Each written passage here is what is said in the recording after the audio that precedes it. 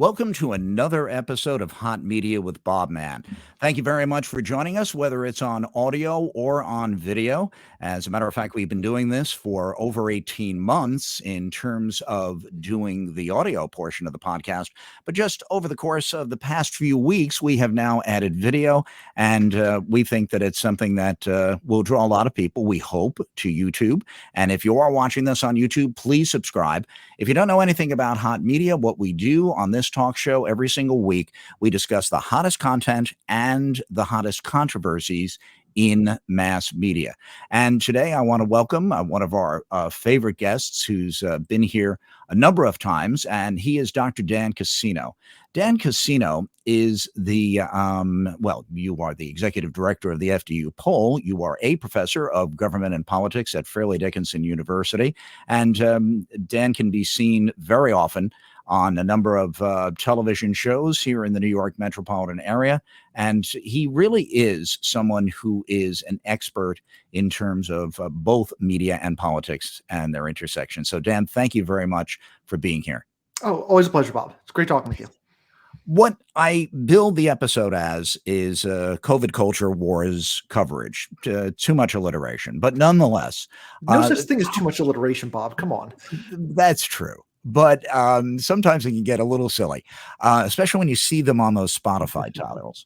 But the one thing that has been perplexing me talking about media in the past couple of weeks is the idea of covering COVID honestly and not feeding into wild conspiracy theories and not feeding into disinformation and not feeding into the idea of just rejecting science. Because as you explained to me just before we started recording for the episode, we're in a situation we've been in for years where you get conflicts among scientists and debates.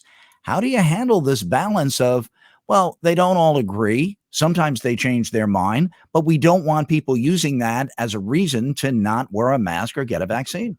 All right. So as you say, Bob, this is something that has been ongoing in American media as a problem since about the late 1970s. And the issue then initially was about tobacco. Does smoking cause cancer? I know today we all think, of course, smoking causes cancer. What are you talking about? Scientists know this for 70 years at this point. But at that point, there was still some disagreement. Basically, some tobacco-funded scientists were saying, well, there's no clear evidence. Maybe people just got lung cancer for other unrelated reasons. Who knows?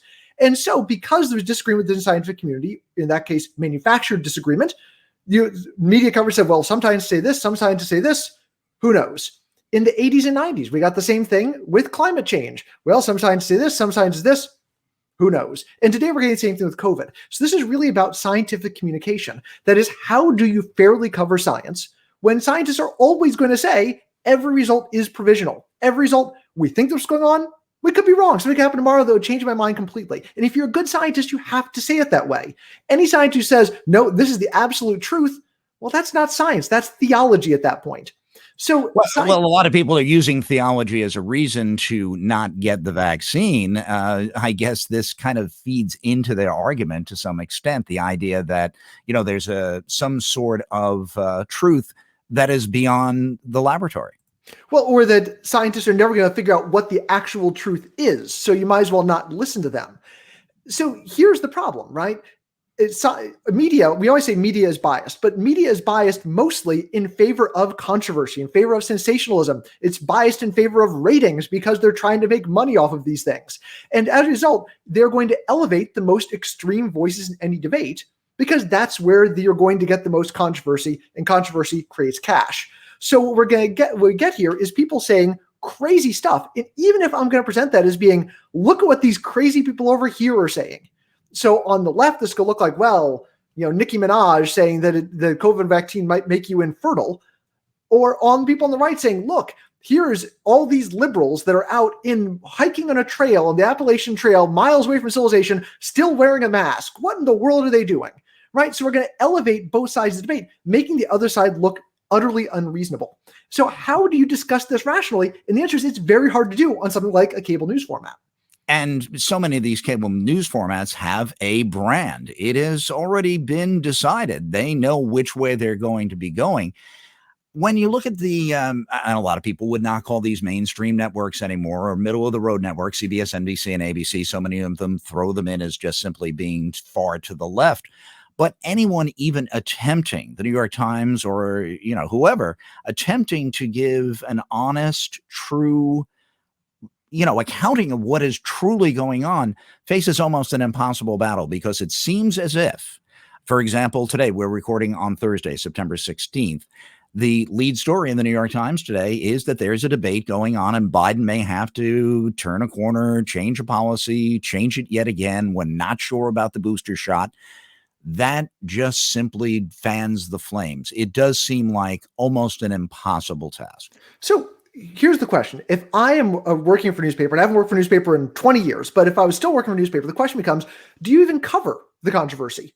Do you say, hey, there's a controversy, some people say this, some people say this, because that leads to the perception that there's real disagreement, even when there's agreement on the major issues. Now, if you don't cover that, first off, you've alienated a lot of people who say, hey, the mainstream media is in on it. They're not even covering our side of the story. They're not covering both sides of the story. They're not being fair. And if you do cover it, you're potentially misleading your audience, right? Also, we have to understand, when we talk about the media covering an issue, what they're also doing here really is they are creating the issue, right? We saw this, for instance, with the January 6th insurrection, right? People say, oh, well, some people say this, some people say this. Well, you are the one who is saying it. And if you're the one saying it, it's hard to say, well, I don't know who's behind this, because we're all behind it. The media is the one creating the controversy, then reporting on the controversy that they themselves created. So you have to have disagreements. I'm sorry, Deb, but you and I did a show back in January where we did talk about the idea that at one point, most of the networks, or at least a good number of networks, started to call it an insurrection, a riot, as contrasted to trying to be really careful of the protest or the disruption. I mean, at a certain point, you simply have to look out the window and saying it's raining, and it's not that some people say it's sunny. It's raining. Okay, but here's the other problem with that. If you do that, especially when this is tied to politics, and that's what's happening in the United States, right? This is all very partisan, is that there's tradition going back to Richard Nixon of conservatives basically trying to play the refs here, saying you are not fairly representing our point of view. And it's been very successful for conservatives going back to Richard Nixon. And as a result, if I'm the New York Times or I'm any mainstream media source, I am very sensitive to arguments or the perception that I am not representing a conservative or Republican point of view. And I'm going to bend over backwards to be fair, to show that, yes, I can be trusted with both sides. Now, it's a losing game. No matter what they do, there's not going to be Fox News saying, you know what, the New York Times, they're actually okay. They're doing pretty well. We like them just fine. That's never going to happen. But because they're worried about creating the perception of fairness, they wind up often overstating what the other side is doing, what the Republicans and conservatives are doing, because they don't want to be perceived as having a liberal bias. There certainly has to be, in all of this, a certain level of responsibility on the part of the audience. But the audience, well, they're not professional media people. Is there any way that more media education could be out there and just say, listen, you just stop, digging in, or are we so dug in at this point that, it's just too far gone? Look, the big issue, this actually comes down in social psychology, we call this social identity theory. The idea that when I tie a novel issue, so wearing a mask, that is not inherently a political issue. There's nothing political about that. When it becomes political is when I tie it to a particular identity. I say Republicans aren't wearing masks, Democrats are wearing masks. So if I'm a Democrat, I hear they go, oh, as a Democrat, oh, shoot, I wear masks. Okay, it's part of what I do. And that ties it to that identity. So what we need to do is report on these things without tying it to identities. That's saying Republicans do this, conservatives do this, liberals do this, Democrats do this, whites do this. You have to get rid of those ties to those identities. And that's going to make people more open to receiving those messages. If that can possibly happen. I literally saw a guy just yesterday with a bumper sticker which said, if I see you with a mask in your car and you're alone, I know you voted for Biden. I mean, that's a real leap, but in many people's heads, that is a thing. But he's not wrong. He's not wrong when he says that, right? And this is the problem. Part of the problem with masks. It's become a way of expressing my political identity. And it's a very powerful way of doing that with masks because it's open and everyone can see it. It is the equivalent of having an NRA bumper sticker, right? Like I put that on, you know exactly where I stand, making it a powerful signifier. I know who my people are. I know who the other people are. And if I'm pissing some people off by doing it, that's not a bug. That's a feature. When you hear people say that this nation is on the verge of a civil war, obviously we're not talking about it being 1861, but are we at a point where you really cannot function as a democracy, a representative democracy, because of the fact that you just have these different, and I know that it's within households, it's not just geographical, but that you have such a difference that you will never get beyond a log-jammed government? Can Well, this possibly function as long as we're this far apart? I think people misunderstand the way the US government is supposed to work, right? The US government, the founding fathers were much more worried about a government that did too much than a government that did too little. And as a result, they set up a system of government that can't really do very much. And that's by design. The government's not supposed to do very much. The whole point of the bicameral system is the House of Representatives is going to pass all sorts of bills and the Senate's going to kill them and nothing's actually going to happen. Now, that doesn't work as well in the 21st century. In the 18th, 19th century, seems like a good way to do it to make sure the government didn't repress people, because that's what they were worried about. But now we're in a situation where we've got many more collective action problems, many more things we want the government to address, and they can't do it because the structure of the government is set up with a strong status quo bias. This is why, for instance, the Supreme Court's so important in our system, because they're the only part that's not elected and not subject to that same status quo bias. They can change things, where the House and the Senate really can't. So is there any way to do this? Well, again, this is the government's working the way it is supposed to work, right? Now we can say, well, it doesn't fit our current needs. And that's probably true, right? A parliamentary system, a system that's more open and more able to make changes, a unicameral system. Think about it. If we had a parliamentary system, Nancy Pelosi would be the equivalent of president, right? And the House of Representatives would be your only and would you get a lot of stuff done? Yeah. Would a lot of people be upset about it? Yeah. Yeah. So this is the issue, right? If you want a government that's more able to do things, you have to drastically change the way the government works in the United States. And there's not really a strong way of doing that. The Constitution is not really a platform for government. What the Constitution really is a peace treaty. It's a peace treaty between the North and the South, the big states and the small states, saying, look, we're a government that's so limited that it won't be able to do anything to any of you, right? So everyone will be okay. And we're still working with that.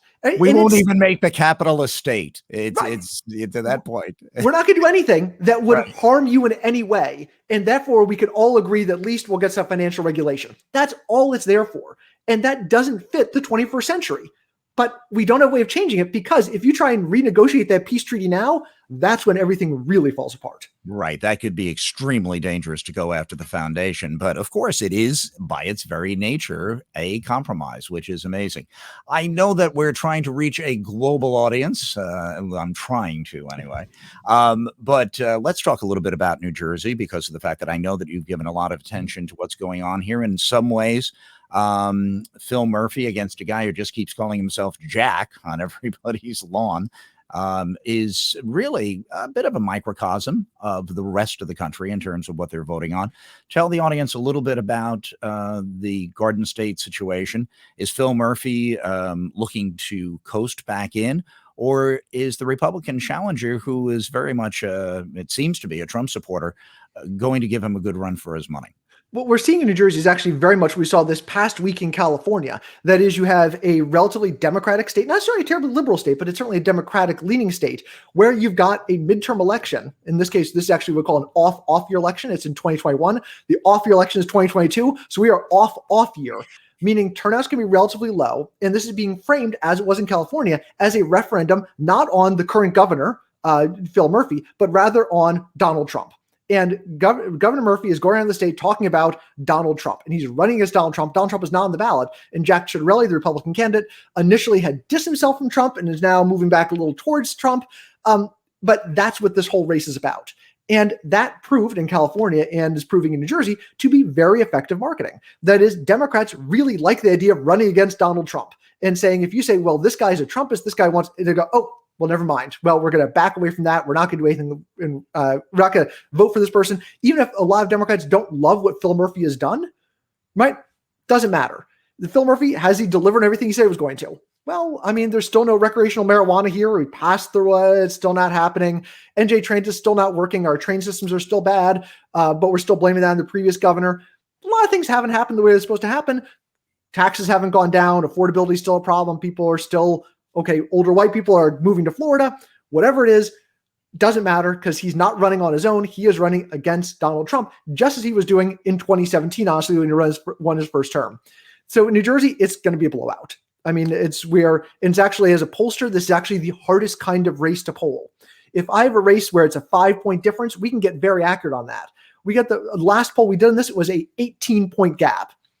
And we saw in California, if I see someone can't win by 18 points, that could easily be 12, or it could easily be 22. And all we know is it's going to be a blowout. It's going to be big. How big a blowout? We don't know yet. I was down to the Jersey Shore just recently, trying to wrap up summer, get one more trip in. And I saw one of those planes go over, and it was trailing an ad against Murphy. And it said, Murphy and Cuomo, perfect together. So they try to tie him to Cuomo as if there were any connection whatsoever. What do you think of the fact that Citarelli is using just his first name in so much of this advertising? I guess it will still show up, or they'll vote the Republican line no matter what. It works better on signs. And that's what, honestly, a lot of this is about, is that Citarelli, I got to say, the first 3 press releases I wrote with his name, I was spell checking that 6 ways from Sunday, because it's even as a Northern New Jersey Italian American with a bunch of vowels in my name too, it's a difficult name to spell. You don't want to confuse people. They also let his lieutenant governor candidate is named Diane. So they're putting signs saying Jack and Diane, like the famous John Mellencamp song. Jack and Diane. We should note, and actually some of the messaging from the Citarelli campaign has actually been thrown off by the fact that their lieutenant governor candidate has not been fully on message. And she's actually a wonderful person. She's a former journalist who's wonderful to interview, because she actually still interviews like a journalist and gives straight answers and complete answers to questions, which is not something you expect out of a politician. And she's not totally in line with what with Trumpist agenda, or even some of what Citarelli wants to do. And so, that's been perhaps a bit of a distraction for them. That said, is it making a difference? No, he's not been able to give him a traction, and people still don't even know who in the world he is, right? This is one of the problems with local politics in 2021, is that since 2016, national politics has sucked all the air out of the room. No one is thinking about local politics. It's just what you attach yourself to. Everything's becoming nationalized. Yeah. And because it's becoming nationalized, there's no way for someone like Citarelli, who previously in a previous life was a pretty moderate Republican. Moderate Republicans have won in New Jersey before. Recently, we haven't reelected Democratic governor since the 70s in Brendan Byrne. So it seems like a moderate Republican win. It doesn't matter, because there's no such thing as a moderate Republican, because Republican equals Trump in the minds of voters. Right. And many of the polls, too, which have indicated that's part of the Republican mindset.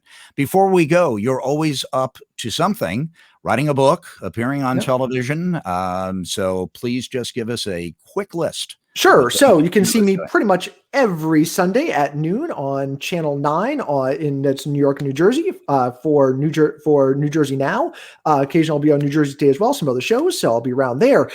Coming out in November is my next book, written with my freaking co-author, Yasmin Bassen. It's called Gender Threat. It's about masculinity and politics. And so we got contracts for 2 more books after that, but we'll talk about those when they come around. All right. We always appreciate you being here on the program. And this video portion is live to tape. I meticulously edit the audio portion. This is just what it is. So I'm going to ask you to just hang on after I end audio for about 10 seconds so I can talk to you after, showing exactly how the sausage is made here on Hot Media. Dan Cassino, I thank you very much as always, and we hope that you join us on a regular basis here for Hot Media with Bob Mann. Please follow me on Twitter, my handle at Bob Mann Media, BOBMANN Media. On Instagram, it's BobMann92, and the website is www.bobmanhotmedia.com. Please join us on a regular basis here as we talk about the hottest content and the hottest controversies in mass media right here on Hot Media.